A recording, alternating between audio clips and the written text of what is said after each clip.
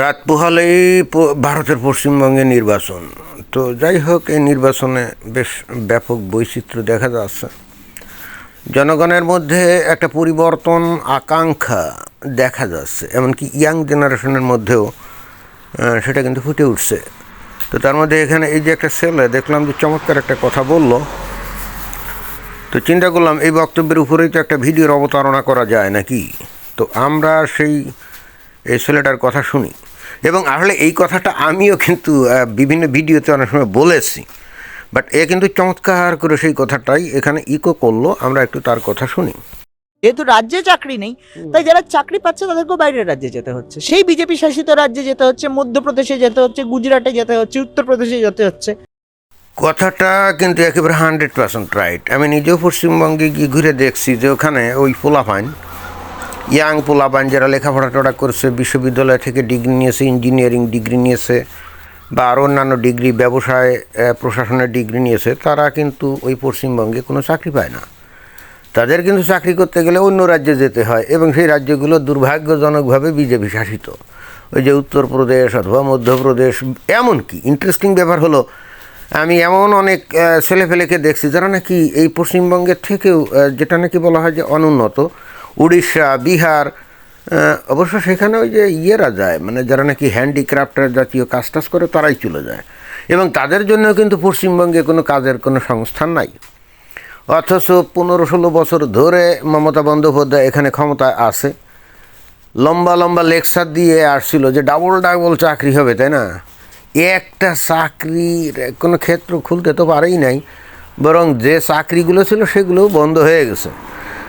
আর সেখানে যে সরকারি চাকরি বা স্কুলের শিক্ষকতার চাকরি টাকরি যেগুলো ছিল, তো ওই মমতা বন্দ্যোপাধ্যায়ের যে মন্ত্রী ছিল কি, পার্থ চট্টোপাধ্যায়, তাই না? তো সে তো উরে বাবা, কীভাবে যে মানুষের কাছ থেকে ঘুষ নিয়ে চাকরি দিয়েছে তা না দেখলে বোঝার কোনো কায়দা নাই।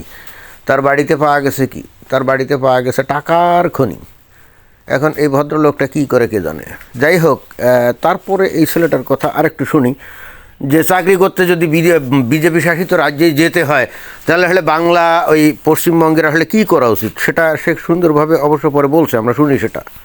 আমার কথা হচ্ছে, যদি আমায় চাকরি করতে বিজেপি শাসিত রাজ্যেই যেতে হয়, আমি রাজ্যেই বিজেপি নিয়ে চলে আসি, তাহলে আমি রাজ্যেই থাকবো, রাজ্যেই খাবো, রাজ্যেই চাকরি করব। কথাটা কিন্তু একেবারে দারুণ যুক্তিযুক্ত, তাই না? তো কাজের জন্যে, আয় উপার্জনের জন্য আমাকে যদি বিজেপি শাসিত রাজ্যেই যেতে হয়, তাহলে এটা তো প্রমাণিত হলো যে যেখানে নাকি বিজেপি শাসন করে সেখানে কাজ কামের সুযোগ বাড়ে, সেখানে চাকরির সুযোগ বাড়ে, আয় উপার্জনের সুযোগ বাড়ে। তো এই জন্যই তো বাংলাদেশ, এই পশ্চিমবঙ্গের লোকজন সেখানে যাচ্ছে, তাই না? তো এমন কি জীবন কাঠি আছে, বা এমন কি আলাদিনের ছাড়া আগে বিজেপির হাতে আছে যে তারা যেখানে শাসন করে সেখানে এত কাজের সুযোগ হয়, আয় উপার্জনের সুযোগ হয়? আর যদি সেটা হয়, তাহলে এই পরিবার পরিজন ছেড়ে এই দূর বাইরে গিয়ে চাকরি বাকরি করার দরকারটা কি? মানুষ তো প্রত্যেকেই চায় যে নিজ বাড়িতে থেকে চাকরি করতে, তাই না? মানুষ তো নিজের বাড়ির বাইরে পরিবার পরিজন ছেড়ে কিন্তু দূরে চাকরি করতেছে না, এটা তো সহজ একটা প্রবণতা মানুষের। তো এই ছেলের যুক্তি কিন্তু দুর্দান্ত। বলছে যে আমাদের চাকরির জন্য, আয়ের জন্য যদি ওই বিজেপি শাসিত রাজ্যে যেতেই হয়, তো তাহলে আমাদের এত দরকারটা কি? খোদ বিজেপিকেই আমরা আমাদের রাজ্যে নিয়ে আসি, এবং তাহলে আর তো আমাদের ওদের রাজ্যে গিয়ে আর চাকরি বাকরি করার দরকার নেই। আমাদের রাজ্যেই এমন একটা ব্যবস্থা তারা করবে যেখানে বাড়ি বসেই আমরা, মানে বাড়ি থেকে গিয়েই চাকরি বাকরি করে আয় উপার্জন করে সংসার ধর্ম করতে পারবো, এবং সংসার সুখে রাখতে পারবো, এবং জীবন নিরিবিলি হবে, শান্তশিষ্ট হবে। এবং এটাই তো করা উচিত, এবং এটাই তো হওয়া উচিত। কোনো একটা অঞ্চলে উন্নতি হবে না, আর অন্য কোনো অঞ্চল উন্নতি হবে, তখন মানুষ ব্যাপকভাবে ওই অঞ্চল থেকে ট্রান্সফার হয়ে তারপর অন্য জায়গায় চলে যাবে। এটা তো হয় না। অবশ্য এই সমস্ত কথা বলে কোনো লাভ নেই, কারণ পশ্চিমবঙ্গের মানুষগুলো এমন পিকুলিয়ার, তাদের ওই যে লক্ষ্মী ভাণ্ডার টান্ডার কী জানি নামে ওই মমতা বন্দ্যোপাধ্যায় টাকা দেয় না, এরা কি করে এই টাকা নিয়ে ওই সুড়িখানা, মানে চোলাইখানায় গিয়ে, মানে মদের দোকানে বাংলা মাল কেনে, বুঝছেন? বাংলা মাল কিনে খেয়ে সব কিছু ভুলে থাকে। এটাই হলো পশ্চিমবাংলার লোকদের চরিত্র। অর্থাৎ তোদের সামান্য কিছু টাকা দিলে, বাংলা মালের টাকা দিলে ব্যাস, ওদের আর কিছু দরকার নাই। তো এটাই হলো পশ্চিমবাংলার লোকজনের চরিত্র। তো দেখেন এই ছেলেটা কত বুদ্ধিদীপ্তভাবে এই কথাগুলো বললো, তাই না? যে আমাদের চাকরি করার জন্য যদি বিজেপি শাসিত রাজ্যে যেতেই হয়, তাহলে আমাদের আর এই বর্তমানে যে সরকার যারা চালায় তাদের এখানে থাকার দরকার নেই। এবং আসলেই তো এই মমতা বন্দ্যোপাধ্যায় আমি তো দেখছি বহুত লেকচারবাজি করছে, যেখানে বলছে যে ডাবল ডাবল চাকরি হবে, অমুক হবে, সমুক হবে। ভাই, পরবর্তীতে তো কোনো কিছুই হয় নাই। তাহলে এই ভদ্র মহিলা মানুষের কাছে গিয়ে ভোট চায় কী করে, এটাই তো আমি বুঝি না। মানুষজন তো সরাসরি তাকে প্রত্যাখ্যান করা উচিত। এ মমতা বন্দ্যোপাধ্যায়ের অধীনে পশ্চিমবাংলার যে কালচার গড়ে উঠছে, কিছু গুন্ডা মাস্তান তৈরি হয়েছে, ওই যে তাদের কি প্রায় আমি বলি যে ক্লাব ভিত্তিক, তারা মাঝে মাঝে আবার যে সরকারের কাছ থেকে কিন্তু টাকা পায়। আমি দেখছি যে গ্রাম বাংলায় পশ্চিমবঙ্গে যেখানে যে আছে না ওদের যে কী জানি বলে ওই ক্লাব, এই উপলক্ষে সেই উপলক্ষে, কালী পুজো উপলক্ষে, দুর্গা পুজো উপলক্ষে বা অমুক উপলক্ষে, নানা উপলক্ষে কিন্তু টাকা পয়সা দেয়।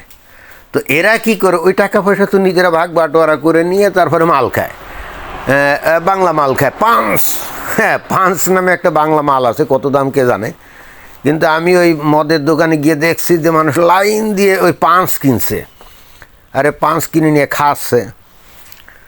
তো তখন আমি আবার ওদের জিজ্ঞেসও করি মাঝে মাঝে, বলি যে ভাই, তোমরা যে মাল কিনতেছো টাকা টুকা কি মানে আয় কয় সরকারে দেয়?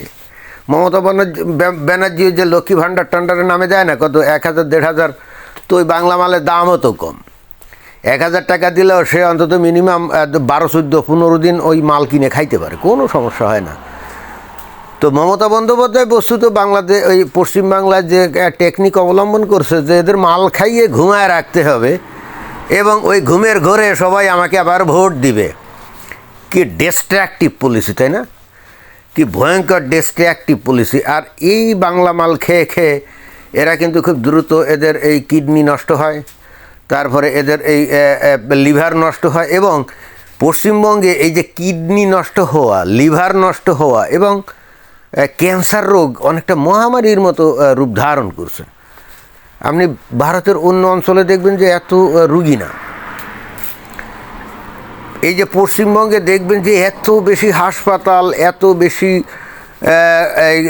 ক্লিনিক, এত বেশি প্রাইভেট ক্লিনিক আছে, মানে চিন্তাই করা যায় না। মনে হয় যে পুরো রাজ্যটাই মনে হয় রোগাক্রান্ত। একেবারে মোড়ে মোড়ে ক্লিনিক, মোড়ে মোড়ে হাসপাতাল, মানে এটা কি? এটা তো নির্দেশ করে যে এই রাজ্যটার মানুষগুলো কত অসুস্থ, তাই না? অনেকে বলবে যে বাংলাদেশের রুগীদেরকে টার্গেট করে কিছু কিছু বানানো হয়েছে। হ্যাঁ, তা হয়েছে, কিন্তু আপনি ওগুলো বাদ দিলেও আসলেই কি পশ্চিমবঙ্গে এই ভারতের অন্যান্য রাজ্যের থেকে অনেক বেশি মেডিকেল সেন্টার না, অনেক বেশি কি মেডিকেল ক্লিনিক না, অনেক বেশি কি হাসপাতাল না? আপনি দেখেন না। তো what does it prove? It proves that the whole mass people of the West Bengal are sick. মানে তারা স্বাস্থ্য হারিয়ে সব এখন ধুকে ধুকে মরছে, স্বাস্থ্য হারিয়ে ধুকে ধুকে মরছে। আর মরবেই বা না কেন, একেবারে বাংলা মাল খাবে। তো কাহাতক ভালো থাকবে বলেন? বাংলা মাল খাইলে কি বেশি দিন সুস্থ থাকা যায় বলেন?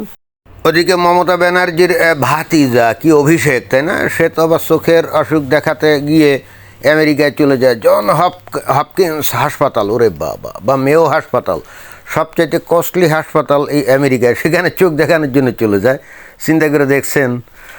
আর সে যে মাল খায়, নিশ্চয়ই বাংলা মাল খায় না, সে তো একেবারে হাই কস্টলি স্কচ হুইস্কি ছাড়া তো সে নিশ্চয়ই মুখে দেয় না। তো পশ্চিমবাংলার সাধারণ জনগণকে বাংলা মাল খাইয়ে ঘুম পাড়িয়ে রেখে এরা নিজেরা কিন্তু অত্যন্ত কস্টলি স্কচ হুইস্কি খায়, বুঝছেন? এবং এই জন্য চেহারায় কী চাকচিক্য জলুস দেখছেন। বাংলা মাল খাইলে কি এরকম হতো? এখন এরা তো আলাদিনের আশ্চর্য চেরাক পেয়ে গেছে। এখন বাংলার মানুষ সেটা বোঝে না। তারা বাংলা মাল খেয়ে গিয়ে ওই পাঁচ যেটা আছে না, এটা খেয়ে গিয়ে যে ভোটের সময় ভোট দেয়, ওই কি ওই তৃণমূলের ছাপ্পা, তাই না? দেখা যাক এইবার কী হয়, আমরা অপেক্ষাতে আছি। ধন্যবাদ।